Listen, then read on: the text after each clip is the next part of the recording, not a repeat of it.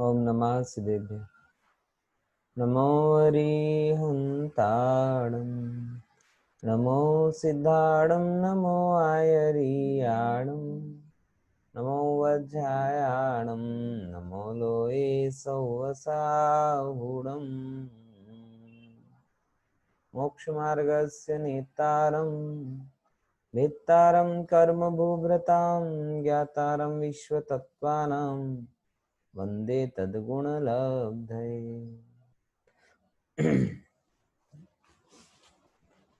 तत्वार सूत्र में अपन मध्यलोक की चर्चा में जो एक है कि भाई मध्यलोक में क्या क्या प्रसिद्ध आकृतियां हैं, उन मध्यलोक की प्रसिद्ध आकृतियों के बारे में विचार कर रहे हैं। और उसमें कल हमने एक, जिसे अपन बोले कुल देवी का नाम तो बहुत सुना होगा हम लोगों ने। कल हमने कुल वृक्ष की चर्चा की। कुल वृक्ष, जम्बू नाम का कुल वृक्ष। कुल वृक्ष क्यों कहा? क्योंकि उसके ही नाम से इस पूरे द्वीप को जम्बू द्वीप कहा जाता है। तो ऐसा वो जम्बू का वृक्ष कैसा होता है, उसमें कितनी प्रतिमाएं हैं, क्या उसकी व्यवस्था है, इन तमाम बातों पर कल हमने चर्चा की थी। बराबर ना? सबको आ गई थी ना ख्याल में? आज हम थोड़ा, और उसके बाद में फिर कुछ और जो मुद्दे आए थे, जिसे अपन कहें कि क्या कहते हैं, गजदंत पर्वत। गजदंत पर्वत का स्ट्रक्चर भी मैंने आपको बताया था। कहाँ पर होते हैं, जरा कोई बताएगा मुझे? गजदंत पर्वत कहाँ होते हैं? कौन बताएगा? हाँ, गजदंत पर्वत की लोकेशन सुमेरु के क्या हो? उत्तर। Very good. क्या, कहाँ कहाँ? कौन बोल रहे थे? लीना भाभी बोल रहे थे, और कौन बोल रहे थे? हाँ, बोलो सुमेरु लीना। पर्वत के। सुमेरु पर्वत के ऊपर, नीचे, आगे, पीछे, दाएं बाएं, कहाँ? दिशा विशा कुछ है सुमेरु पर्वत की? कि सुमेरु पर्वत को कैसे हैं वो? देखो, ऐसे मैंने कल आपको बताया था ना कि सुमेरु पर्वत के सराउंडिंग हाथी के शेप के जैसे, बराबर। यानी बेसिकली सुमेरु पर्वत के उत्तर में उत्तर कुरु और नीचे आता है देवकुरु। तो देवकुरु और उत्तर कुरु ये दो क्षेत्र हैं, बराबर। और उन क्षेत्रों का जो बॉर्डर बनाई है, सीमा बनाई है, वो सीमा किसने बनाई है? गजदंत पर्वतों ने बनाई है। आपको कल मैंने मैप भी कल बताया था, फिर से एक बार आपको बता देता हूँ, समझने के लिए सुगम रहेगा। देखिए, ये कल अपन एक मैप की चर्चा की थी ना, तो ये आया सुमेरु पर्वत, ओके। और सुमेरु पर्वत के ऊपर उत्तरी हिस्से में, ये कुत्ते चालू है, बंद कर लो भाई। अरे दे दे दे दे। हाँ हाँ, देखिए, अब ये सुमेरु पर्वत के सराउंडिंग यहाँ से और यहाँ से, तो सुमेरु पर्वत का ऊपरी हिस्सा यानी उत्तर में है उत्तर कुरु और दक्षिण में है देवकुरु। ओके, समझ में आ गया? अब ये जो एक चंद्राकार जैसी आकृति आपको दिख रही है, ये एक्चुअल में दो पर्वत हैं। जहां जहां पे मैं उंगली मूव कर रहा हूं, ये दो पर्वत हैं, ओके। और इन दो पर्वतों को ही हम गजदंत पर्वत कहते हैं। मतलब इनका शेप हाथी के दांत की भांति है। जैसे हाथी के दो दांत यहाँ पे चौड़े होते हैं और फिर पतले होते होते लास्ट में मिलने की तरफ जाते हैं। मिलते नहीं, बात अलग है, लेकिन ये गजदंत पर्वत लगभग लगभग मिले जाते हैं, इसीलिए इन्हें गजदंत ये नाम से कहा गया। ओके, अब वो चार होते हैं। मैं गारंटी के साथ बोलता हूं कि अपने में से जितने भी लोग हैं, किन्हीं को इन चार गजदंत पर्वतों के नाम याद नहीं होंगे, बराबर। तो ये अच्छा मौका है, आप याद कर लो। क्या नाम है? गंधमादन, माल्यवान, सौमनस्य, विद्युत प्रभ। पर्यूषण पर्यूषण में कभी प्रश्न मंच में काम आएंगे।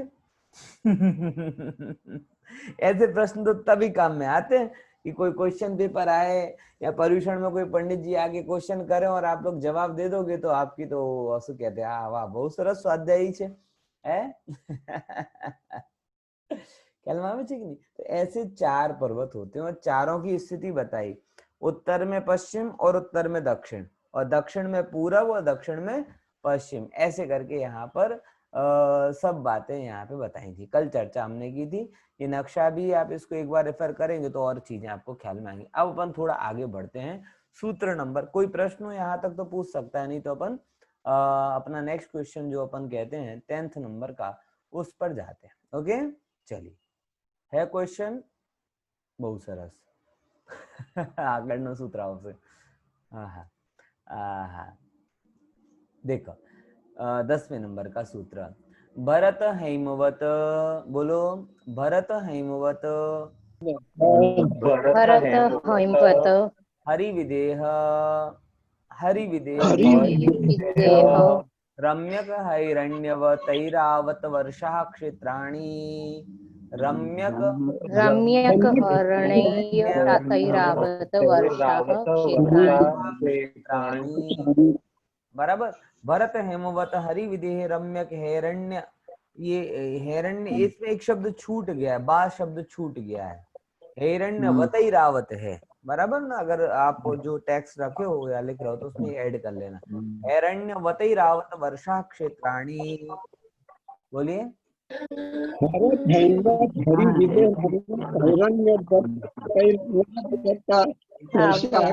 क्षेत्राणि, बहुत बढ़िया। देखो अब क्या कहते हैं यहाँ पे, समझते हैं अपन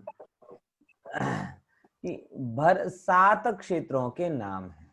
देखो ये 7 क्षेत्र कैसे बन गए, इसके लिए कोई बड़ा रॉकेट साइंस नहीं है।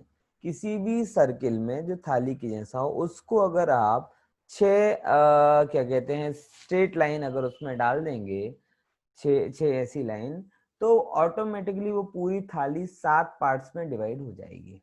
ओके, तो ऐसे ही यहाँ पर है कि इन भरत जम्बू द्वीप को 6 स्ट्रेट लाइन ने डिवाइड करके रखा है, और उन 6 स्ट्रेट लाइन को हम हिमवान, स्ट्रेट लाइन मतलब पर्वत, तो ऐसे 6 पर्वत हैं, और उन 6 पर्वतों ने इस कंप्लीट जम्बू द्वीप को 7 पार्ट्स में डिवाइड कर दिया है, और वही 7 पार्ट 7 क्षेत्र कहे जाते हैं, बराबर। जैसे दुनिया में अलग अलग महाद्वीप हैं, ऐसे जम्बू द्वीप में 7 क्षेत्र हैं। कौन कौन से क्षेत्र हैं वो समझना। वर्षा क्षेत्राणि, ये सब में एक्चुअल में वर्ष मतलब क्षेत्र हैं, 7 क्षेत्र हैं। वर्ष मतलब यहाँ पे ईयर वाला वर्ष नहीं लेना, इनको वर्ष नाम कहा जाता है। ऐरावत वर्ष, भरत वर्ष, हेमवत वर्ष, એટલે यानी ये क्षेत्रों के नाम है। तो 7 क्षेत्र हैं। कौन कौन से? पहले नंबर का आता है भरत क्षेत्र, दूसरे नंबर का आता है हेमवत क्षेत्र, तीसरे नंबर का आता है हरि क्षेत्र, चौथे नंबर का विदेह। विदेह को महाविदेह भी बोलते हैं, वो क्यों बोलते हैं अपन बाद में चर्चा करेंगे, बराबर। विदेह क्षेत्र, फिर रम्यक क्षेत्र, फिर हिरण्यवत क्षेत्र, फिर ऐरावत क्षेत्र, बराबर। तो भरत, हेमवत, हरि, विदेह, रम्यक, हिरण्यवत और ऐरावत, ये 7 क्षेत्र हैं। ये क्या है? 7 क्षेत्र है। जैसे इनके सबके नाम हैं, भरत चक्रवर्ती के नाम पर इस क्षेत्र का ना, इस युग के प्रथम चक्रवर्ती का नाम भरत है तो उनका भरत पड़ गया। ऐसे वहां पे ऐरावत है। ये तो एक तात्कालिक कारण, एक्चुअल में अनादि से इनके नाम ऐसे ही है। अगर भरत के कारण ये पड़ा तो पिछली 24वीं में क्या था, बहुत सारे लोग ऐसे डिफाइन करते हैं कि जैसे भारत वर्ष, अपने भारत का नाम जरूर भरत चक्रवर्ती के नाम पर पड़ा है। देखो मैं यहाँ पर आपको एक बात बता देता हूँ, एक ऐतिहासिक झूठ जो पूरी दुनिया के सामने परोसा जा रहा है वो ये है कि इस भारत का नाम दुष्यंत के पुत्र भरत के नाम से पड़ा हुआ है। ये ऐतिहासिक रूप से झूठ बात है। एक्चुअल में अग्नि पुराण देखो, अपने ग्रंथों में तो है ही, बड़े बड़े जो विद्वान हैं उन सब ने क्लियर कट बोला है कि इस भारत का भरत नाम यह है नाभि राय के पुत्र भरत के नाम पर पड़ा है। आप इस बात पे मैं बीच में थोड़ा प्रसंग तक जाकर भी ये बात कहूंगा कि कौन बनेगा करोड़पति आता है ना, कौन बनेगा करोड़पति, बहुत जानने जैसी बात है, आपको आनंद होगा इस बात का कि कौन बनेगा करोड़पति में अमिताभ बच्चन ने प्रश्न पूछा कि भाई भारत का नाम किसके नाम पर पड़ा। तो वहां पे बहुत सारे ऑप्शन थे, उसमें एक ऑप्शन आया दुष्यंत के पुत्र भरत के नाम पर। वो दुष्यंत कौन है, तो बोले अभिज्ञान शाकुंतल एक संस्कृत का नाटक है, उस नाटक में एक वार्ता पूरी और उसमें एक दुष्यंत नाम का कैरेक्टर है और उसका जो पुत्र है शकुंतला और दुष्यंत का पुत्र, उसका नाम भरत है। बराबर, आपने भी संस्कृत की किताब में या हिंदी की किताब में या गुजराती की किताब में ये पढ़ा होगा कि शेर के दांत जो गिन रहा था, उस भरत के नाम से इसका नाम, अपने देश का नाम भारत पड़ा है। नहीं, ये टोटली गलत बात, लेकिन अमिताभ बच्चन ने इसको ही सही आंसर किया। तो अपने दिल्ली में एक प्रोफेसर हैं डॉक्टर वी सागर जी, उन्होंने करीबन बहुत सारे रिटर्न एविडेंस और पुरातात्विक प्रमाणों को उन्होंने वहां तक पहुंचाया और फिर लास्ट में वो अमिताभ बच्चन को माफी मांगनी पड़ी और ये माना कि भारत देश का नाम दुष्यंत के पुत्र भरत के नाम पर नहीं बल्कि नाभि राय के पुत्र भरत के नाम पर पड़ा है। और एक सुंदर, इसीलिए अपने यहाँ पर इस अग्नि पुराण है ना, हिंदुओं का अग्नि पुराण, उस अग्नि पुराण में भारत का नाम अजनाभ वर्ष बोला गया है। क्या बोला गया है? अजनाभ वर्ष। अजनाभ वर्ष का मतलब क्या होता है? नाभ मतलब नाभि राय, अज मतलब उनके पुत्र। हमेशा अज का मतलब क्या होता है? पुत्र। तो नाभि राय के पुत्र कौन थे? भरत। तो भरत के नाम से इस देश का नाम भारत पड़ा हुआ है। ये जैनों को गौरव लेने वाली बात है, लेकिन एक इतना बड़ा ऐतिहासिक झूठ जो पूरी दुनिया के सामने रखा जा रहा है कि दुष्यंत के पुत्र भरत के नाम से इस देश का नाम भारत पड़ा, ये जैनों की कायरता का चिन्ह है कि जो इस बात को भी नहीं भुना पाए। और दूसरे नंबर की एक और बात मैं आपको बताऊं, मुझे याद आ रहा है तो बहुत अच्छी बात है, आपको भी जानने में आनंद आएगा कि जब भारत का कॉन्स्टिट्यूशन लिखाया गया, बराबर, तो कॉन्स्टिट्यूशन लिखाया गया तो तब लोगों ने प्रश्न किया कि इस देश का नाम भारत रखना है, लेकिन ये रखने के लिए प्रूफ क्या है? हम कैसे कह दें कि इस देश को पहले से भारत कहा जाता है? तो पता, बुक इस प्रमाण तो मिले, बुक के प्रमाण तो मिले, लेकिन किताबें तो क्या है, बहुत सालों तक उसमें पुराना लिखे गए, चेंज होते गए। तो बोले नहीं नहीं, किसी शिलालेखीय प्रमाण की जरूरत है, शिलालेखों पर लिखा हुआ प्रमाण चाहिए। तो उस शिलालेखीय प्रमाण के लिए लोग कहाँ गए? जो उसमें पंडित जवाहरलाल नेहरू, हिस्टोरिकल ब्राह्मी लिपि को जानने वाले करीबन 15-20 लोगों की टीम गई थी। वो कहां पर गई थी? वो गई थी पूरी 15-20 लोगों की टीम क्या कहते हैं, उदयगिरी। और उदयगिरी में जो खारवेल जैन राजा ने शिलालेख लिखवाया है, मैं फिर से बोल रहा हूं, उदयगिरी में जो जैन राजा थे कलिंग राज खारवेल, उनके शिलालेख में 2200 साल पुराना, 2200 ईयर्स पुराना वो शिलालेख है। उस शिलालेख में पहली बार लिखित रूप से इस एरिया को भारतवर्ष कहते हैं, ये प्रमाण मिला। और उसके आधार पर भारतीय कॉन्स्टिट्यूशन की कलम नंबर 315 में लिखा गया कि इस देश का नाम भारतवर्ष होगा। बात समझ में आ रही? और आपको ये जानकर गर्व होगा कि उस शिलालेख, जो खारवेल का शिलालेख है, उसकी शुरुआत नमो अरिहंताणम नमो सिद्धाणम से होती। नमोकार मंत्र का अगर रिटर्न शिलालेखीय प्रमाण कहीं किसी को चाहिए है तो कहां मिलता है? वो कलिंग राजा ने जो खारवेल में शिलालेख बनवाया है, आप वहां जाकर देखेंगे तो आपको वो पहली बार पहाड़ों पर नमो अरिहंताणम नमो सिद्धाणम लिखा हुआ मिलेगा। बात समझ में आ रही कि नहीं आ रही? तो फिर से दो बातें मैं आपको बोल रहा हूं। कई लोग ऐसा कहते हैं, क्या, अब जरा मुद्दे की बात आती जहां से अपनी बात चालू हुई थी। कई लोग ऐसा कहते हैं कि भरत चक्रवर्ती के नाम पर इस क्षेत्र का नाम भरत क्षेत्र पड़ा है। यह बात सही है कि गलत? बोलो बोलो बोलो। भरत चक्रवर्ती के नाम पर इस क्षेत्र का नाम भरत क्षेत्र पड़ा है, ये बात सही की गलत? गलत। गलत। गलत। तो क्योंकि ये सारी संज्ञाएं अनादि की हैं, भरत चक्रवर्ती अनादि के नहीं। एक बात क्लियर। तो दूसरे नंबर का प्रश्न, भारत का नाम भरत चक्रवर्ती के नाम पर पड़ा है, ये सही के गलत? गलत। सही गलत। सही सही ये सही। सही सही। इस भारत का नाम जिसे अपन आज दुनिया में भारत कहते हैं, पूरी कहानी इसके लिए तो सिखाई मैंने, और आप कह रहे गलत, मेरी मेहनत खराब। सर नाभिराय का पुत्र भरत, हाँ तो आदेश्वर ऋषभदेव को नाभिराय कहते थे। अजनाभ वर्ष, आपकी बात समझे ना, अजनाभ वर्ष के पुत्र, अजनाभ मतलब नाभि राय का पुत्र ऋषभदेव हुआ, और अजनाभ वर्ष मतलब वहां से उनका पुत्र था, बराबर। तो डायनेस्टी मिल रही है वहां से। आपका प्रश्न सही है। बहन का प्रश्न ये है कि अजनाभ मतलब नाभि राय के पुत्र तो ऋषभदेव हुए, तो ऋषभ क्षेत्र होना चाहिए, लेकिन वो डायनेस्टी जोड़ा है, वहां से नामकरण नहीं बोला कि अजनाभ वर्ष हुआ। तो अजनाभ वर्ष के बाद में अगर दूसरा नाम आया तो कौन सा आएगा? भरत वर्ष आएगा। नाभि राय का पुत्र ऋषभदेव हुए, ऋषभदेव के पुत्र भरत हुए, तो उस डायनेस्टी के साथ में यहाँ पर जोड़ रहे हैं।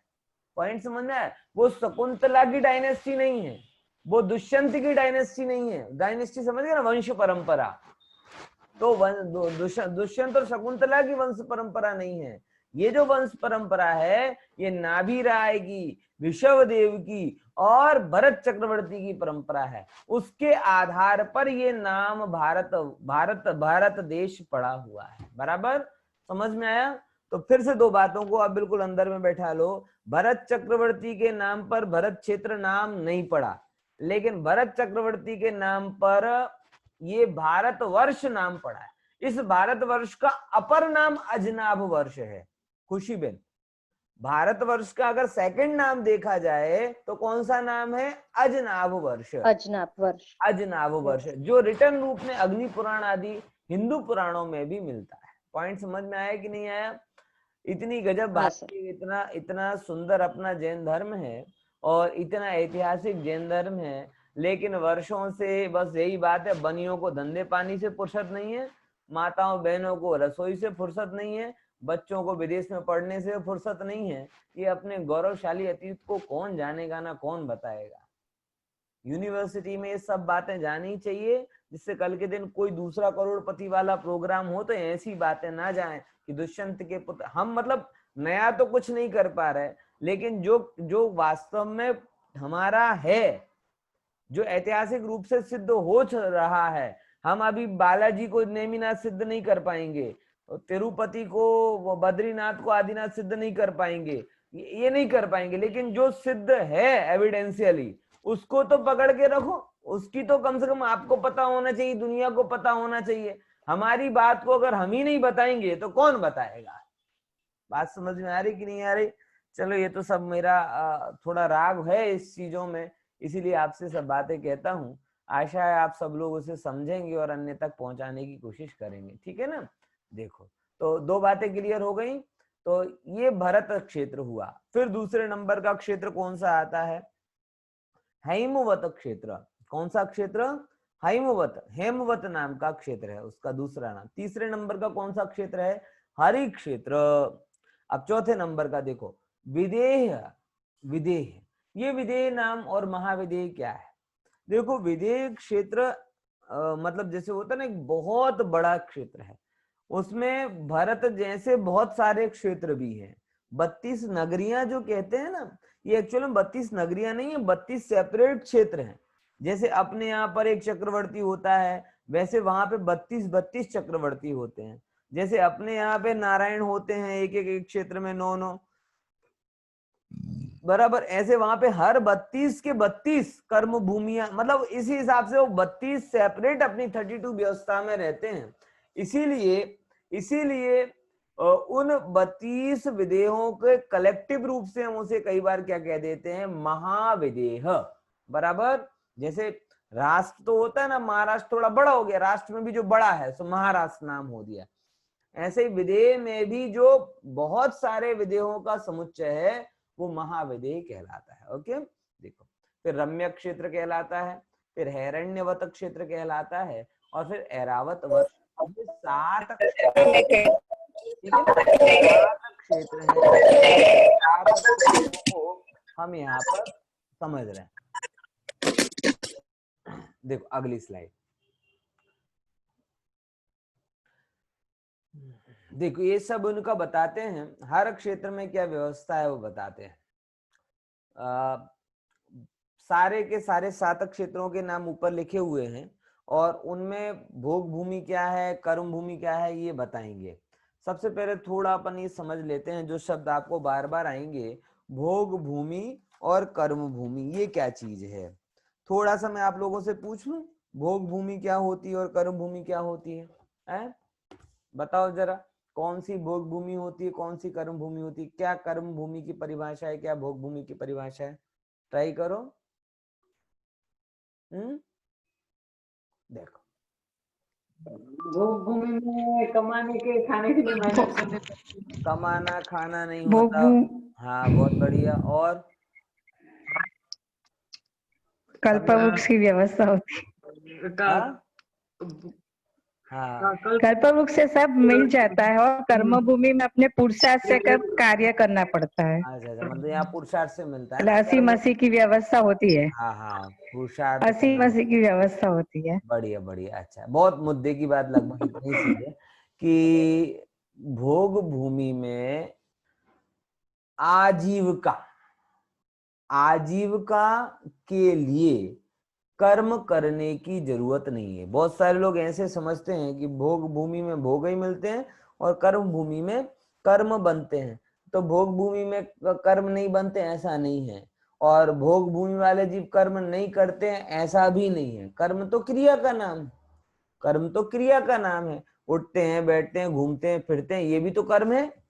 तो कर्म तो वहां पे भी चलते हैं, लेकिन बस फंडामेंटल डिफरेंस क्या आता है कि जब आप कर्म भूमि में रहते हो तो आपको जीवन निर्वाह के लिए कोई प्रॉपर ऑक्यूपेशन में जुड़ना पड़ता है।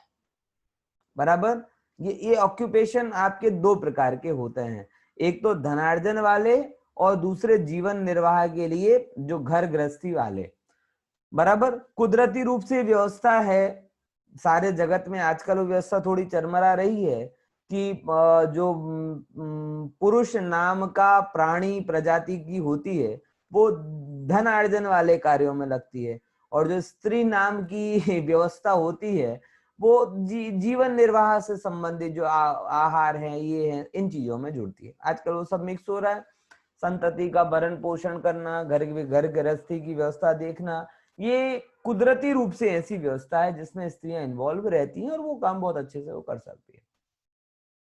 बराबर। तो जहां पर जीवन निर्वाह के लिए आजीविका और ये सब व्यवस्थाएं की करनी पड़ती हैं वो कहलाती है कर्म भूमि।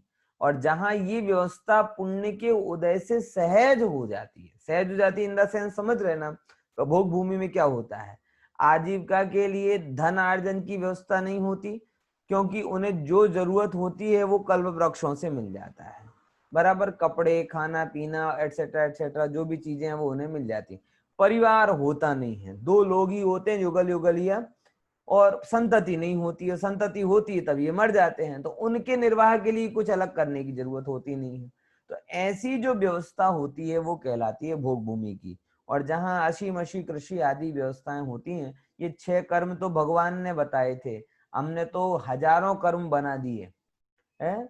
समझ में आ रहा कि नहीं आ रहा है? अब हमने तो अलग अलग प्रकार से सर्व कर्म करवा दिए, स्विगी से न जोमेटो से भी कर्म करवा रहे हैं, ये भी एक व्यवस्था है। समझ में आया?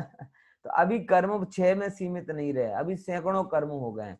कुल मिला के क्या है, आजीविका के लिए कुछ भी किया जाए, धनार्जन के लिए कुछ भी किया जाए, वो सब व्यवस्था जहां पर है वो कर्म भूमि है, और जहां नहीं है वो भोग भूमि है। बराबर। अच्छी की बुरी उस पे अपन बाद में जाते हैं, उस पे वो लंबा सेपरेट लेक्चर होता है। अब उसमें भोग भूमि के भी 3 लेवल हैं। बराबर। जैसे ट्रेन में होते हैं ना, first class AC, second class और थर्ड क्लास। बराबर। 3 टियर, 2 टियर, ए टियर जो भी होता है। तो तीनों ही हैं अच्छे, लेकिन उसमें उत्कृष्ट जो होती है, उत्कृष्ट भोग भूमि, जहाँ पे आयु ज्यादा होती है, आहार की कम जरूरत होती है, प्रॉपर्टी और एरिया ज्यादा मिलता है घूमने फिरने का, शरीर बड़ा होता है इत्यादि कुछ फैसिलिटी स्पेशल फर्स्ट क्लास मिलती है वो उत्तम, सेकंड क्लास मिलती है मध्यम, और लोअर क्लास थर्ड क्लास मिलती है वो जघन्य। तो जहां पे पुण्योदय जन्य व्यवस्थाओं में जो 3 लेवल पड़ते हैं, उन 3 लेवल के हिसाब से उत्तम, मध्यम और जघन्य 3 भेद भोग भूमियों के किए जाते हैं। कर्म भूमि के कितने भेद हैं? बोले कर्म भूमि के भेद आपके कर्म से बढ़ते जाते हैं, उसमें कोई ऐसे भेद नहीं है। क्लियर? अब वो भोग भूमियां कहाँ हैं और कर्म भूमियां कहाँ हैं, क्या क्या होता है वो अपन थोड़ा देखेंगे इसको। सबसे पहले भारतवर्ष है, भरतवर्ष। बराबर। इसमें क्या है? 5 मिलेक्ष खंड हैं और 1 आर्य खंड है। देखो यहाँ पर भी क्या गणित आ रही है कि 5 मिलेक्षों के बीच में 1 आर्य है, बेचारा। और आज अगर आप संसार में देखोगे तो भी आपको लगेगा कि मिलेक्ष मतलब जो धर्म कर्म धर्म से दूर होते हैं, और आर्य मतलब जो धर्म में प्रवृत्ति करते हैं। बराबर। तो अगर आज भी आप देखेंगे तो आपको पता चलेगा कि धर्म से दूर रहने वाले और धर्म में आचरण करने वाले, इनका रेशियो 5:1 से ज्यादा ही मिलेगा। 5:1 से कम तो मिलने वाला नहीं है। सबसे सीधा सीधा रेशियो तो अपने घर में लगा लो।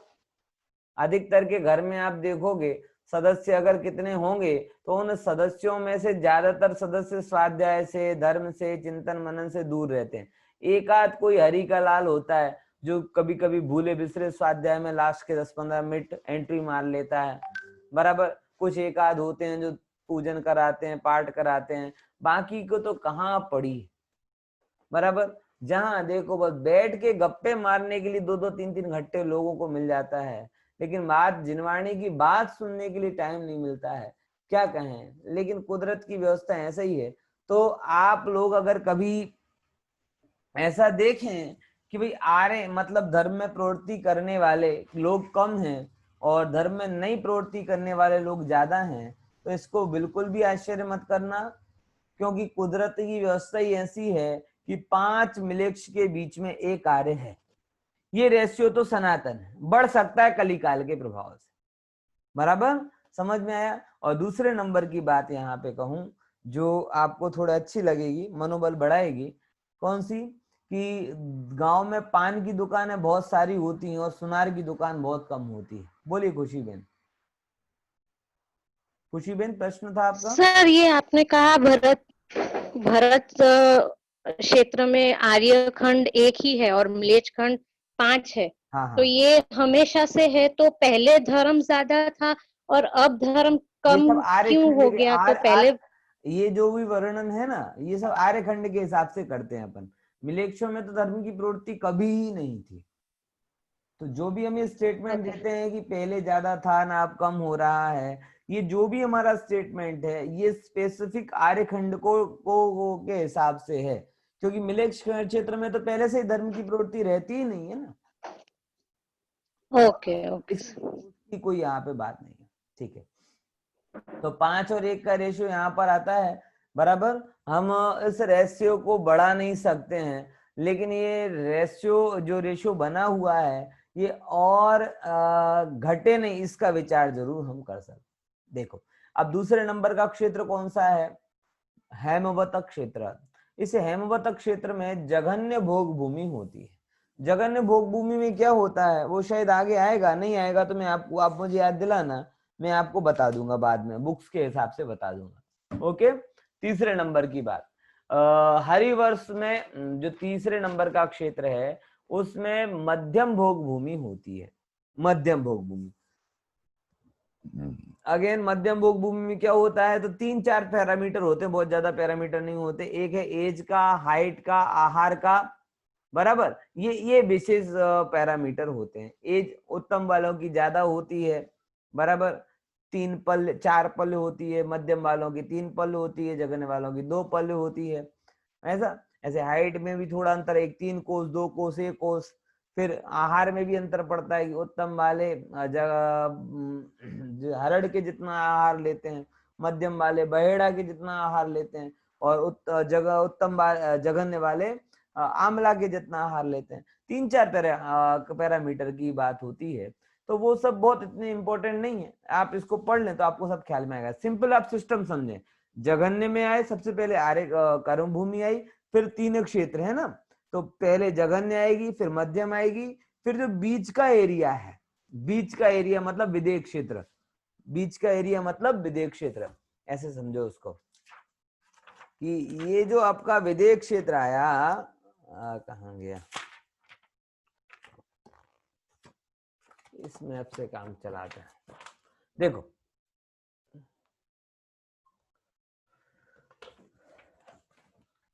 ये जो अपना यहां से बन रहा है पूरा का पूरा, ये अपना भरत क्षेत्र आया, बराबर। भरत क्षेत्र में गंगा सिंधु के बीच में भरत क्षेत्र है।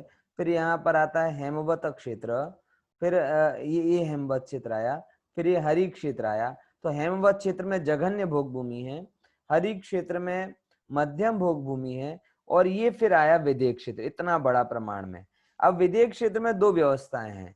जहां जहां येलो येलो आपको दिखाई दे रहा है, ये भरत की भांति कर्म भूमि है, लेकिन अंतर कितना है यहाँ पर कि भरत की कर्म भूमि में काल परिवर्तन होता है, लेकिन विदेय की भूमि में काल परिवर्तन नहीं होता। यानी इन क्षेत्र में हमेशा चौथा काल बना रहेगा।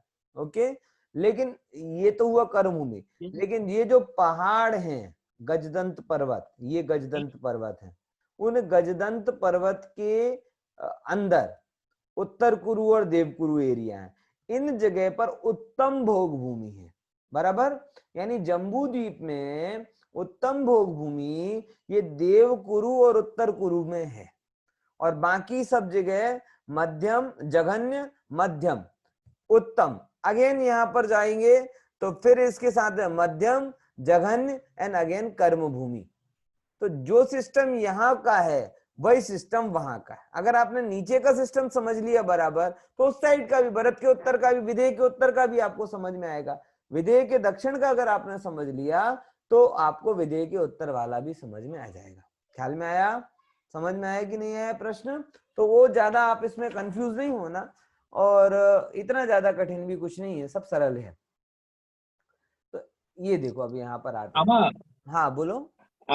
એનો મતલબ એવો કે પૂરેપૂરું આર્ય ખંડ કહેવાય है? कौन? हेमवर्ष? हेमवत आर्यखंड નથી, હેમવતમાં હા એમ પૂરેપૂરું આખું ભોગ ભૂમિ? હા સમજો, આ એક પ્રશ્ન સારો છે કે ભોગ ભૂમિના, આપણે સરળ ભાષામાં કહીએ તો ભોગ ભૂમિના માણસોને આર્ય માણસ કહીએ कि मिलेक्ष कहिए। जो ज्યાં ज्યાં भोग भूमि की आर्य की परिभाषा क्या है? जहां जहां धर्म की प्रवृत्ति है, बराबर, वो आर्य हैं, और जहां धर्म की प्रवृत्ति नहीं है वो अनार्य हैं। तो भोग भूमि वाले जीव भी सम्यक दर्शन ले सकते हैं, मतलब वो भी आर्य हैं, बराबर। तो ये जो मिलेक्ष खंड और आर्य खंड की है, ये एक कर्म भूमि के हिसाब से है, लेकिन भोग भूमि के जीव सम्यक दर्शन ले सकते हैं। इस एंगल से उनको भी आर्य कहना ही चाहिए। पॉइंट समझ में आया? दीपेश भाई का प्रश्न था। बराबर। हाँ हाँ जी, हाँ हाँ, दीपेश भाई का प्रश्न बढ़िया प्रश्न था कि भोग भूमि के मनुष्यों को आर्य कहना चाहिए नहीं कहना चाहिए, या भोग भूमि के एरिया को आर्यखंड कहना चाहिए कि नहीं कहना चाहिए। तो उसका उत्तर है कि आर्यखंड और मिलेक्ष खंड मुख्यतया कर्म भूमि के हिसाब से डिवाइड किए, लेकिन आर्य मनुष्यों की परिभाषा में ये आता है कि जो धर्म की प्रवृत्ति करते हैं वो आर्य हैं। तो सारे भोग भूमि के जीव सम्यक दर्शन की प्राप्ति, रत्नत्रय की प्राप्ति कर सकते हैं। इस पॉइंट ऑफ व्यू से सारे भोग भूमिया जीव भी आर्य कहे जा सकते हैं। क्लियर हुआ कि नहीं हुआ? देखो अब अपन चलते हैं, अपनी गाड़ी लेके जाते हैं विदेश क्षेत्र में। तो विदेश क्षेत्र में 32 देश हैं। देश मतलब छोटे छोटे नहीं हैं, बहुत बड़े बड़े देश हैं। जैसे कि हमने मैप में देखा भी था कि कितनी बड़ी बड़ी नगरियां हैं पूरी की पूरी, ये सब उनके विदेह की नगरियां हैं, बराबर। और उन नगरियों में से जो सीता नदी के उत्तर में एक नगरी है, पुष्कलावती नाम है जिसका, उस पुष्कलावती नगरी में सीमंदर भगवान है, बराबर। तो ये एरिया का नाम, ये कई बार अलग अलग नाम आते हैं, कुछ लोग बोलते सुसीमा, कुछ लोग बोलते पुष्कलावती वगैरह वगैरह। अभी मैं आपको केवल इतना बताना चाहता हूं कि मे भी ऐसा हो सकता है कि पुष्कलावती उस देश का नाम हो और सुसीमा उस पर्टिकुलर एरिया का नाम हो जहां पर सीमंदर भगवान रहते हैं, बराबर। तो भी मैं इसको अभी एक बार और कहीं देखूंगा कि ये सुसीमा और पुष्कलावती में कई बार लोगों का कंफ्यूजन होता है, वो क्यों होता है। ओके, चलिए। तो 32 देश हैं, उनमें हर एक देश में 5 मिलेक्षखंड और 1 आर्यखंड, हर एक में। यानी टोटल देखा जाए तो 32 देशों का 6 से आप गुणा करेंगे तो 160 आर्यखंड 160 वहां पे आर्यखंड निकलते हैं। और फिर उसके गुणाकार रूप में देखा जाए तो 160 गुणिया 5 मतलब 16 पंजे यानी 800 मिलेक्षखंड विदेह में निकलते हैं। अब देखो, हाँ, अपने को तो ये लगता है कि विदेह मतलब सब बढ़िया बढ़िया होता होगा वहां है, बोला विदेह मतलब धर्म की प्रवृत्ति होती है। अरे विदेह खंड में भी, विदेह क्षेत्र में मिलेक्ष खंड है। आपने अगर विदेह क्षेत्र का निदान बांधा और लोकेशन बराबर नहीं बांधी, समझ आया कि नहीं आया, तो वो लोकेशन बराबर नहीं बांधी तो आर्यखंड की बजाय अगर मिलेक्ष खंड में कूद पड़े तो आपको तो विदेह जाना निष्फल हो गया। हम तो बहुत कल्पना करते हैं बचपन से ही, ऐसा पुण्य मिले भैया कि सीधे विदेह क्षेत्र में हो जाए, है। और कई लोग तो सम्यक दर्शन इसलिए नहीं कर रहे। एक बार मैंने मेरे मित्र से पूछा कि भाई तुम सम्यक दर्शन के लिए प्रयास क्यों नहीं करते? बोले देखो पंडित जी, सम्यक दर्शन हो गया तो खाली खोटा देवगति में जाना पड़ेगा, हमें तो सीधा विदेह जाना है, और विदेह जाने के लिए कंपलसरी कि मिथ्या दृष्टि होकर मरना।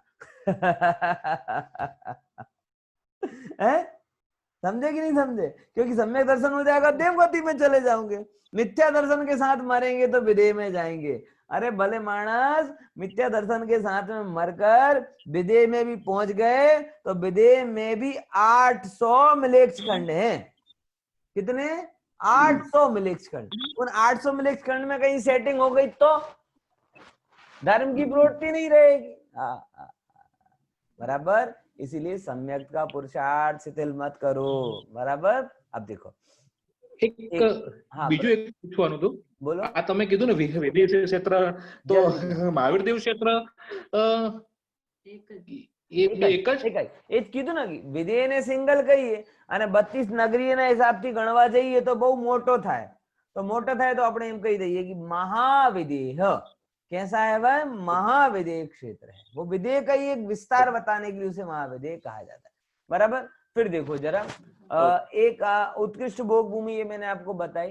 फिर रम्य क्षेत्र है जो मैंने रिवर्स बताया था, मध्यम भोग भूमि। एरण्यवत क्षेत्र है, जघन्य भोग भूमि। और ऐरावत क्षेत्र सिमिलर भरतवर्ष के जैसी 5 मिलेक्ष खंड और 1 आर्यखंड। तो ऐसे कहकर ये पूरे जम्बूद्वीप के 7 क्षेत्रों में कहा कैसी भोग भूमि, कर्म भूमि, मिलेक्ष खंड, आर्यखंड है, इनकी चर्चा आज अपन ने की। विशेष चर्चा अपन कल करेंगे।